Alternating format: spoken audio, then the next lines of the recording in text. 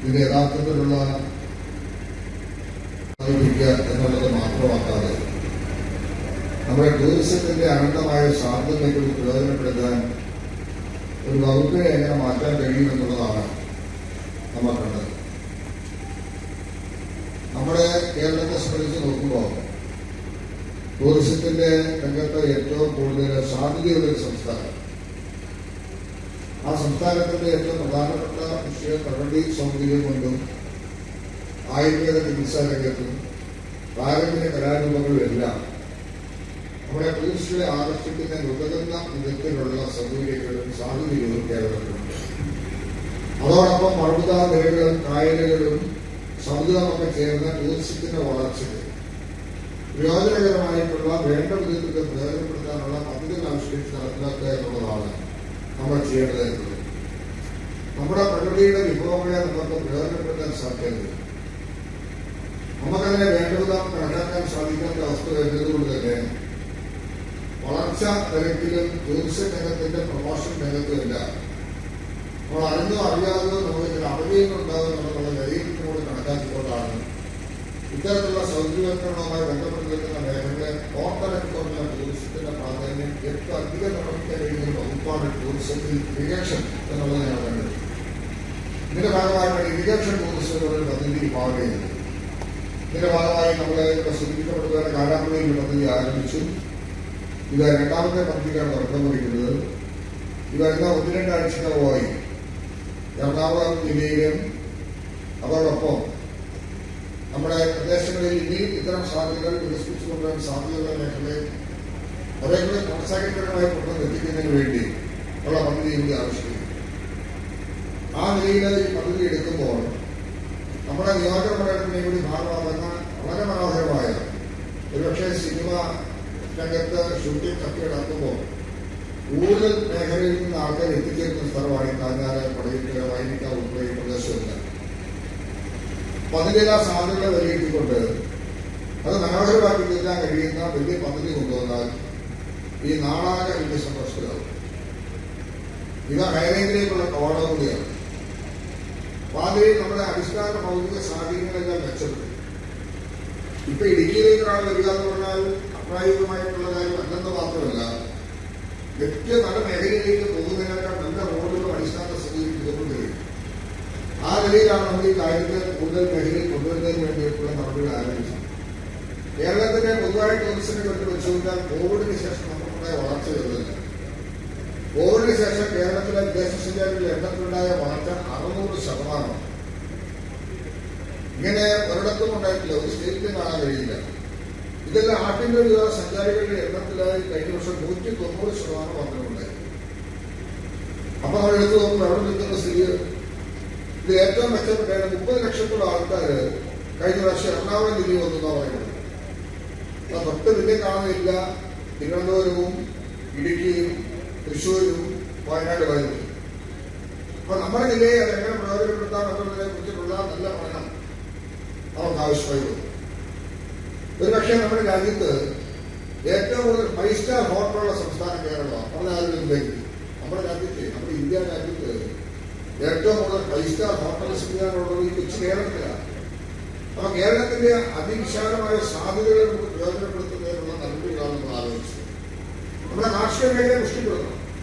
പക്ഷെ കാർഷിക മേഖലയോട് മാത്രം ഇനി ഭാവിയിലേക്കുള്ള ജീവിതത്തെ തുടർന്ന് കൊണ്ടുപോകുക എത്രത്തോളം പ്രായോഗികമാണോ എന്ന് വാക്കുകളൊക്കെ സംസാരിക്കാമെങ്കിൽ പോലും അതിന്റെ മാറ്റത്തിന് നിശ്ചയിച്ചിട്ടുള്ള വളർച്ചയും പുതുതലമുറയുടെ രീതികളൊക്കെ നിശ്ചയിച്ചിട്ടുള്ള സാഹചര്യം സൃഷ്ടിക്കൽ മാത്രമാണ് നമ്മൾ മുമ്പിലുള്ള ഏറ്റവും അനുയോജ്യമായ കാര്യം. ആ നിലയിലേക്ക് ചിന്തിക്കുമ്പോൾ നമ്മുടെ ടൂറിസത്തിന്റെ സാധ്യത പരമാവധി പ്രയോജനപ്പെടുത്തുക. ഇത്തരം ഒരു പദ്ധതി നിലപ്പെടുത്ത അനുബന്ധ സാഹചര്യങ്ങൾ വർദ്ധിക്കുകയാണ്. തൊഴിലവസരങ്ങൾ സൃഷ്ടിക്കപ്പെടുന്നു. കൂടുതൽ ചെറുകിട വ്യവസായ മേഖലകളിൽ പ്രോത്സാഹനം ഉണ്ടാവുന്നു.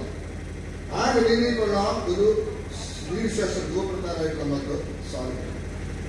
ഇത് കാഞ്ഞാറിന്റെ ഞാൻ സൂചിപ്പിച്ചത് എത്രയോ കാലമായിട്ട് ഇപ്പൊ നമ്മൾ നിൽക്കുന്ന ഈ സ്കൂള് പരിസ്ഥിതി ഇങ്ങനെയായിരുന്നു ഇതിലൊരു കണ്ടത്. ഇപ്പോൾ ഇന്നലെ ഗവൺമെന്റ് ഹൈസ്കൂളിന്റെ നിർമ്മാണത്തിന് 2.5 കോടി രൂപ കൊടുത്തിരിക്കുന്നു. കോളപ്പുഴയിലുള്ള ഈ സ്കൂള് കഴിഞ്ഞ 10-12 വർഷങ്ങൾക്ക് മുമ്പ് ഈ സ്ഥിതിയായിരുന്നില്ല. അപ്പൊ കേരളത്തിലെ പൊതുവായിട്ടുള്ള വളർച്ച രംഗത്ത് സുപ്രധാനപ്പെട്ട നേട്ടങ്ങളിൽ ശ്രദ്ധേയമാകേണ്ടതാണ് വിദ്യാഭ്യാസ രംഗം. നമ്മുടെ ബേസിക് സ്കൂളുകളെല്ലാം നല്ല അടിസ്ഥാനപരമായി മെച്ചപ്പെട്ടു.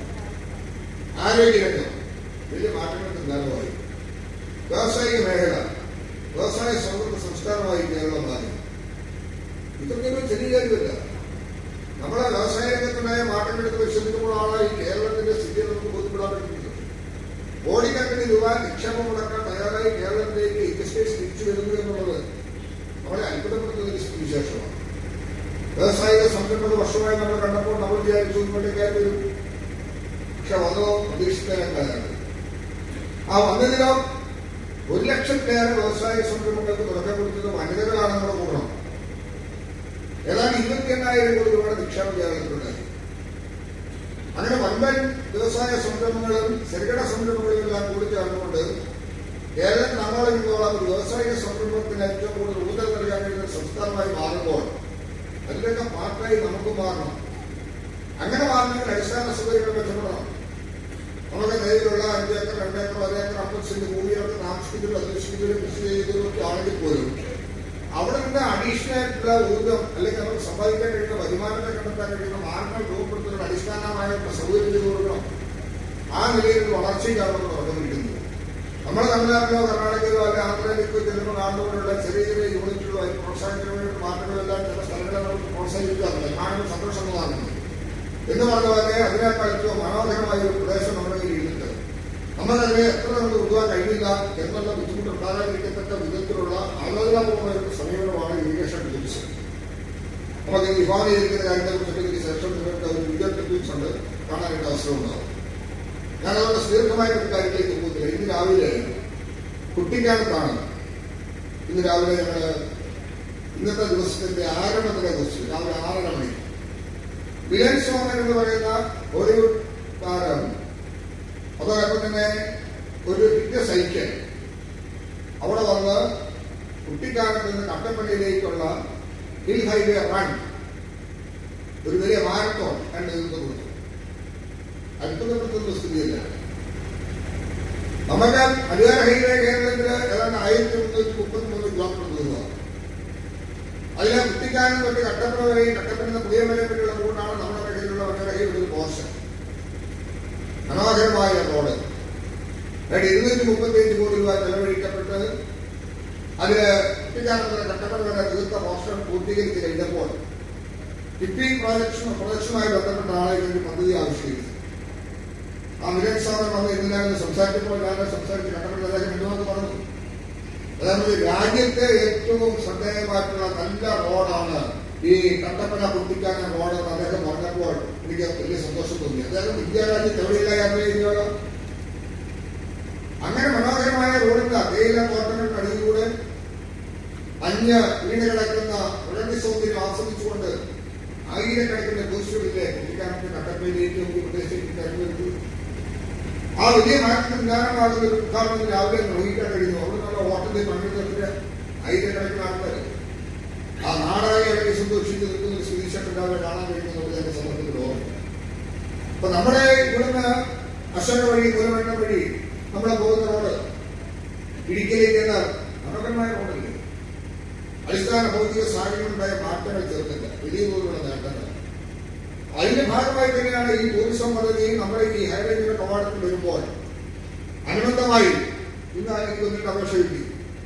ചെറിയ ചെറിയ പദ്ധതി ഏറ്റെടുക്കാൻ താല്പര്യമുള്ളവർക്ക് കൂടി ഇറിഗേഷൻ ടൂറിസത്തിന്റെ ഭാഗമായി നിബന്ധനകൾക്ക് അനുകൂലമായി ഭാവിയിലും ഇത്തരം പദ്ധതികൾ ചെയ്യുന്നതിന് വേണ്ടിയുള്ള നടപടികൾക്കുള്ള സൂചനയും തുടക്കവുമാണ് ഈ പദ്ധതിയുടെ ഉദ്ഘാടനം എന്ന് മാത്രമാണ് എനിക്ക് സന്ദർഭത്തിൽ പറയാനായിട്ടുള്ളത്. ഇനിയും നമുക്ക് ധാരാളം പദ്ധതികൾ അനുബന്ധമായി ഏറ്റെടുക്കാൻ കഴിയണം. നാടിന്റെ വളർച്ചയിൽ സ്വകാര്യ പൊതു സമീപനങ്ങളും പങ്കാളിത്തവും ഉറപ്പുവരുത്തണം. നമ്മുടെ സാമ്പത്തിക ഭദ്രത ഉറപ്പുവരുത്താൻ കഴിയത്തക്ക നിലയിൽ സാധാരണക്കാരുടെ ജീവിത നിലവാരത്തെ മെച്ചപ്പെടുത്തുന്നതിന് ഉതകുന്ന വിധത്തിലുള്ള പദ്ധതികൾക്കായിരിക്കും നമ്മൾ ഭാവിയിലേക്ക് നിർത്തേണ്ടതായിട്ടുള്ളത്. അതിന്റെ ഭാഗമായി കൊണ്ടുവരുന്ന ഒരു പദ്ധതിയായിട്ടാണ് ഞാൻ കാണുന്നത്. ഇപ്പൊ മൂലമറ്റത്തേക്ക് കഴിഞ്ഞ 12-ാം തീയതിയാണ് നമ്മുടെ മൂലമറ്റം അണ്ടർഗ്രൗണ്ട് പവർ ഹൗസിന്റെ 50 വർഷം സുവർണ്ണ ജൂബിലി. ചെറിയ കാലഘട്ടമല്ലോ. ഏതാണ്ട് 250 മെഗാവാട്ട് വൈദ്യുതി ഉത്പാദിപ്പിക്കുകയാണ്. കേരളത്തിലേക്ക് എടുക്കുന്ന വൈദ്യുതി 60% ഉത്പാദിപ്പിക്കുന്ന വലിയൊരു പദ്ധതി നമ്മുടെ ഇടുക്കിയിൽ നിൽക്കുന്നത്. അതിനെക്കുറിച്ച് എത്ര പേർക്ക് കാര്യമായിട്ട് അറിയാൻ കഴിയുന്നത്? കുളമാവ് ഡാമിന്റെ അവിടുന്ന് വെള്ളം വന്ന് മൂലമറ്റത്തേക്ക് വന്ന് ജനറേറ്റ് ചെയ്ത് നമ്മുടെ ഈ പുഴയെ കൂടെ ഒഴുകി മലകരയെത്തി താഴെ ഇറിഗേഷൻ വഴി പോവുകയാണ്. ആ പദ്ധതി കയറി കാണണമെന്ന് ആഗ്രഹമുണ്ടെങ്കിലും സുരക്ഷാ സംവിധാനങ്ങള് അപകട സാധ്യതകൾ നമുക്ക് മാറ്റി നിർത്താൻ കഴിയുന്നില്ല. അതിൽ തന്നെ ഉണ്ടായ 2 അപകടങ്ങൾ 2 പേരുടെ ജീവൻ വിളിച്ച് നമുക്കറിയാം എഞ്ചിനീയേഴ്സിന്റെ. എങ്കിലും ആ പദ്ധതി കാണാൻ ആഗ്രഹിക്കുന്നവരുണ്ട്, അത് കാണേണ്ടതെന്നാണ്. അതുകൊണ്ടാണ് ഈ യൂണിയൻ അനുവദിച്ച് തന്നെ KSEBയിൽ നിന്ന് 1.5 ഏക്കർ സ്ഥലം ലഭ്യമാക്കിക്കൊണ്ട് ഐഡൽ ടൂറിസത്തിന്റെ ഭാഗമായി അവിടെ വലിയ മിനിയേച്ചർ ചെയ്യാൻ തീരുമാനിക്കുക. കോടിക്കണക്കിന് രൂപ ചെലവ്. അപ്പൊ മൂലകൻ ഓവർസി കയറുന്നവർ തന്നെ ലൈറ്റ് ആൻഡ് സിസ്റ്റത്തോടുകൂടി സൗണ്ടോടുകൂടി എല്ലാ പദ്ധതിയും ഒരുപോലെ കണ്ട് ആസ്വദിച്ച് വരാൻ കഴിയുന്ന വലിയ നിലയിലുള്ള ഒരു മാറ്റം അല്ലെങ്കിൽ ആ സ്ഥലം കൈമാറ്റം കഴിഞ്ഞ ആഴ്ചയിൽ ബഹുമാനായ വൈദ്യുതി വകുപ്പ് മന്ത്രി എന്നെ ഉദ്ഘാടനം ചെയ്തു. ഞാനതിൽ വന്നിട്ടുണ്ടായി. അവിടെ ഉണ്ടാകുന്ന ദുഷ്പ്രധാന ഡെവലപ്മെന്റ് സൂചിപ്പിച്ചതുമാണ്. റോഡുകളുടെ നവീകരണത്തിനാണ് മൂലകന്റെ കോട്ടമല റോഡ് നിർമ്മാണം ആരംഭിച്ചു. കാഞ്ഞാർപള്ളിക്കാരൻ റോഡ് ഇപ്പൊ 34 കോടി രൂപയാണ് CRP കൊടുത്തത്. സെൻട്രൽ റോഡ് ഫണ്ട് എന്ന് പറയുമ്പോൾ എന്താ മനസ്സിലാക്കുന്നത്? സംസ്ഥാന ഗവൺമെന്റ് സെലക്ട് ചെയ്ത് സെൻട്രലിലേക്ക് അയക്കുന്ന ആ റോഡിന്റെ ലിസ്റ്റിൽ പ്രയോറിറ്റി അടിസ്ഥാനത്തിലാണ് ഇത് അനുവദിക്കുന്നത്. ഇത് അനുവദിക്കുന്നത് നമ്മുടെ സെസ്സിൽ നിന്നാണ് ഗവൺമെന്റ് തുക തരുന്നത്. പെട്രോളിയം ഡീസൽ സെസ്സിൽ നിന്ന് കേന്ദ്രം നമുക്ക് നൽകുന്ന തുകയാണ്. ഇത് സംസ്ഥാന ഗവൺമെന്റാണ് ഫണ്ടാണ് കൊടുത്തിട്ടുള്ളത്. സംസ്ഥാനത്തെ പൊതുമരാമത്ത് വകുപ്പിന് കീഴിലുള്ള നാഷണൽ ഹൈവേ വിഭാഗമാണ് NH വിഭാഗമാണ് നിർമ്മാണ പ്രവർത്തനം നടത്തുന്നത്. ആ നിർമ്മാണ പ്രവർത്തനം നടത്തുമ്പോൾ അതിന്റെ തുക നമ്മളിൽ നിന്ന് ഈടാക്കിയ സെസ്സിൽ നിന്ന് കേന്ദ്രം ഇങ്ങോട്ട് തരും. ഇതാണ് അതിന്റെ സ്ഥിതി. ഈ പണം മുടക്കുന്നത് നമ്മള്, ഇതിനാവശ്യമായിട്ടുള്ള AS കൊടുക്കുന്നത് നമ്മള്, അതിന് TS ഇഷ്യൂ ചെയ്യുന്നത് നമ്മള്. ആ നിലയിലേക്ക് നമ്മൾ പ്രയോറിറ്റൈസ് കൊടുത്തതില് ബഹുമാനായ ശ്രീ മുഹമ്മദ് റിയാസ് നമ്മുടെ വലിയ താല്പര്യം കാണിച്ചുകൊണ്ടാണ് ഈ റോഡ് നമുക്ക് ഈ ഘട്ടത്തിൽ കിട്ടാൻ ഇടയായത്. 2023 കൊടുത്താണ്. 24-25 വരെയായിട്ട് ഇത്തരം നമ്മുടെ സ്ലോ ഡൗൺ വന്നപ്പോഴാണ് മുഖ്യമന്ത്രിയെയും മന്ത്രിയും ഇതിനെ പോയി കണ്ട് സംസാരിച്ച് ഇതിനെ പ്രയോറിറ്റൈസ് ചെയ്ത് ഇത് എത്രയും പെട്ടെന്ന് നൽകണമെന്നുള്ള ആവശ്യം ഉന്നയിച്ച് നമ്മൾ ആ റോഡ് ലഭിച്ചു എന്നുള്ളതാണ് സന്തോഷകരമായ ഒരു കാര്യം. അതുകൊണ്ട് തന്നെ കാഞ്ഞാറിൽ നിന്ന് ആരംഭിച്ച് മണപ്പാടി വഴി പോകുന്ന റോഡിന് 6 ലക്ഷം രൂപയും 6 കോടി രൂപയും കൂടി നമുക്ക് BMC നിലവാരത്തിൽ ചെയ്യുന്നതിന് വേണ്ടി അനുവദിച്ചു കൊടുക്കാൻ സാധിക്കുന്ന സ്ഥിതിവിശേഷം ഉണ്ടായി. മൂലമറ്റത്തെ മണപ്പാടിയിലെയും AKGയിലെയും പാലങ്ങൾ, അങ്ങനെ വിവിധങ്ങളായ കാര്യങ്ങൾ ലോറയിൽ എടുത്ത് നോക്കുമ്പോൾ ഇപ്പൊ കാഞ്ഞാറ് ഞാൻ സുബ്രഹ്മണ്യനോട് ചോദിക്കുകയാണ്. എക്സിക്യൂട്ടീവ് വേദിയിലുണ്ട്.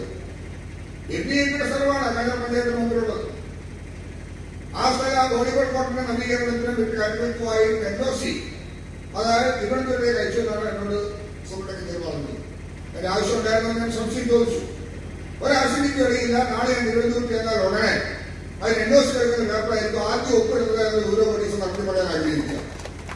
ഇത് ഗവൺമെന്റിന്റെ ചില തീരുമാനങ്ങളും നടപടികളും ഒക്കെ നമുക്ക് മുന്നോട്ട് കൊണ്ടുപോകുന്നതിന് സഹായകമായ നിലപാടുകളാണ് രാജ്യത്ത് ആവശ്യപ്പെടുന്നത്.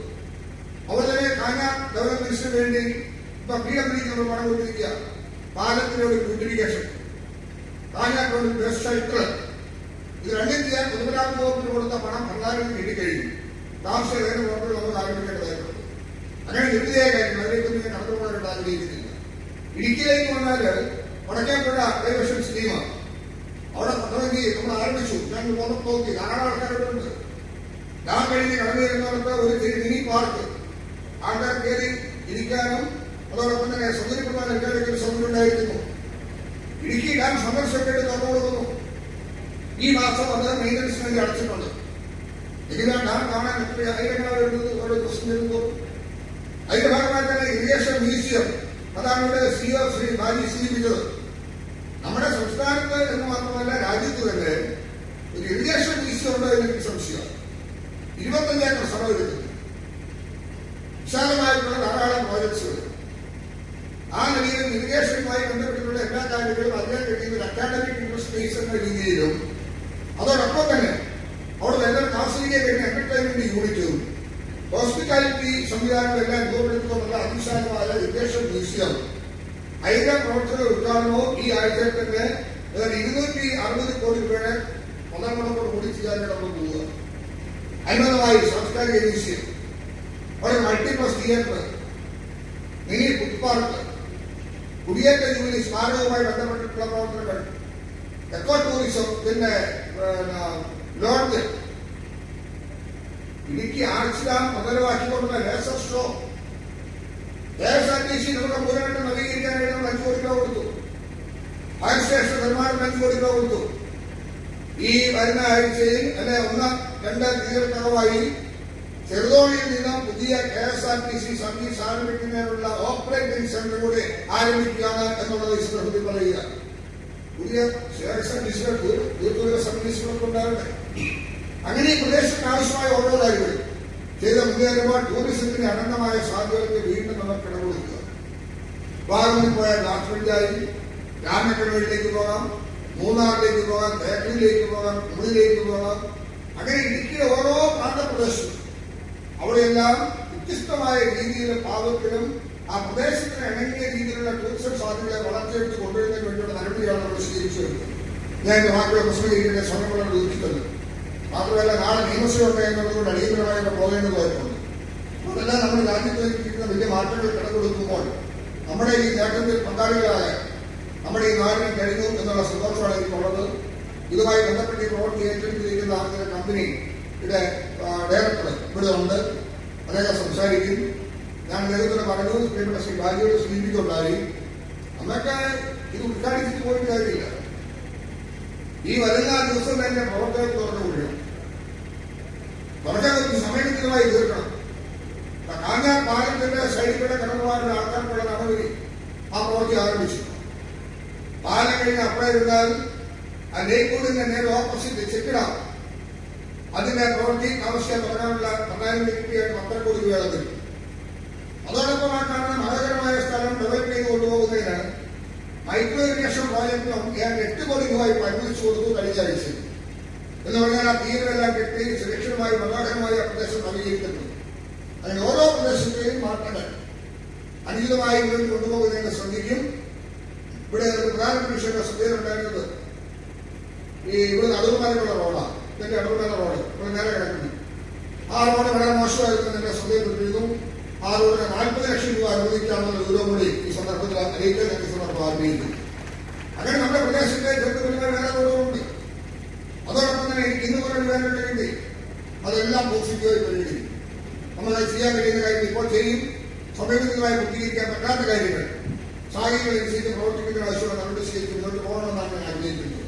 ഞാൻ വാക്കുകൾ പ്രസിദ്ധീകരിക്കട്ടെ. 26-ാം തീയതി വീണ്ടും ഇടുക്കിയിൽ പട്ടയം വേണയാണ്. പട്ടയം കൊടുക്കുന്നതിനുള്ള നടപടികൾ നമ്മൾ ഓരോ ഘട്ടങ്ങളെ കുറിച്ച് വരിക. ഒട്ടനവധി പ്രശ്നങ്ങളുണ്ട്. ആ പ്രശ്നങ്ങൾ പരിഹരിക്കേണ്ടതുകൊണ്ട് കഴിയുന്നതിന്റെ ആൾക്കാർക്ക് സമയബന്ധിതമായി പട്ടയം കൊടുക്കുന്നതിന് വേണ്ടിയിട്ടുള്ള പിൻകാല നടപടി വീണ്ടും തുടർന്ന് 26 വീണ്ടും പട്ടയം കൊടുക്കുന്നു എന്നുള്ളതും ഈ ഘട്ടത്തിൽ കാണേണ്ടതായിട്ടുണ്ട്. എല്ലാവിധമായ ആശംസകൾ ഞാൻ ഈ സന്ദർഭത്തിൽ നേരത്തെ നമ്മുടെ ഈ നാടിന്റെ സന്തോഷത്തിൽ ഞാൻ പങ്കുചേരുന്നു. ഇവിടെയുള്ള എല്ലാവരും ഇക്കാര്യത്തിൽ ഒരുമിച്ച് നിന്ന് സഹകരിക്കുന്നു. ഇവിടെ കക്ഷിയും രാഷ്ട്രീയവും ജാതിയും മതമൊന്നുമില്ല. അങ്ങനെയൊന്നുമല്ലല്ലോ. ഒരു പൊതുരംഗത്തെ പ്രവർത്തനങ്ങൾ, നാടിന്റെ വികസനകാര്യങ്ങൾ മാറി മാറി ഗവൺമെന്റുകൾ വരും, മാറി മാറി പൊതുരംഗത്തെ സംവിധാനങ്ങൾ വരും. അതിനോടെല്ലാം യോജിക്കുന്ന മനസ്സിലൂടെ ഇങ്ങോട്ട് പോകാൻ കഴിയുന്ന ഒരു മൈൻഡുണ്ടാവണം. ആ നിലയിലാണ് നമ്മൾ ഭരണ സംവിധാനത്തെ കാണേണ്ടത്. ആ യോജിപ്പാണ് നാടിന്റെ വികസനത്തിന് സാധ്യത ഒരുങ്ങിയത്. ഞാനിത് വന്ന വഴിക്ക് സൂചിപ്പിക്കുന്ന സഹോദരനെ സൂചിപ്പിച്ചു. UDF-ന്റെ ഭരണകാലത്ത് ഞാൻ UDF-ന്റെ ഭാഗമായിരുന്ന സന്ദർഭമുണ്ട്. അന്ന് ഇടുക്കിയിൽ പട്ടയം വേല നടന്നു. അത് പൊതുവെ പോകേണ്ട എന്നൊരു കാര്യം UDF സ്വീകരിച്ച് ഓർക്കുന്നുണ്ട്. പക്ഷെ ഞാൻ പറഞ്ഞു, UDF LDF എന്ന പ്രശ്നമല്ല, പട്ടയം വേല ഞാൻ തോന്നുന്നു. ഞാനങ്ങനെ പട്ടയം വേലയിൽ പങ്കെടുത്ത് ഏർപ്പെട്ടിട്ടുണ്ട്.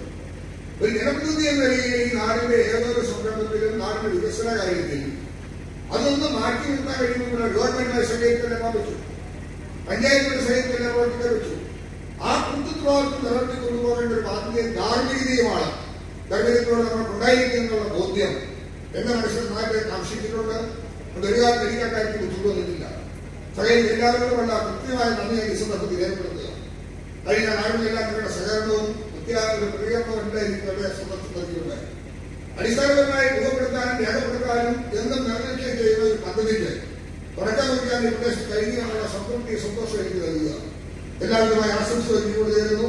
ഇക്കാര്യങ്ങളെല്ലാം സഹകരിക്കുകയും എല്ലാവരും ഇരിക്കൂടി നന്ദിപൂർവ്വം ഓർത്തുകൊണ്ട് നിങ്ങൾ എല്ലാവർക്കുമുള്ള നന്ദി ഇരിക്കൂടി പ്രകാശിച്ചുകൊണ്ട് ഔപചാരികമായി കോളപ്പുറ ഇറിഗേഷൻ ടൂറിസം പദ്ധതിയുടെ ഔപചാരികമായ നിർമ്മാണ പ്രവർത്തനങ്ങൾക്ക് തുടക്കം കുറിച്ചുള്ള അറിയിക്കട്ടെ. നന്ദി, നമസ്കാരം.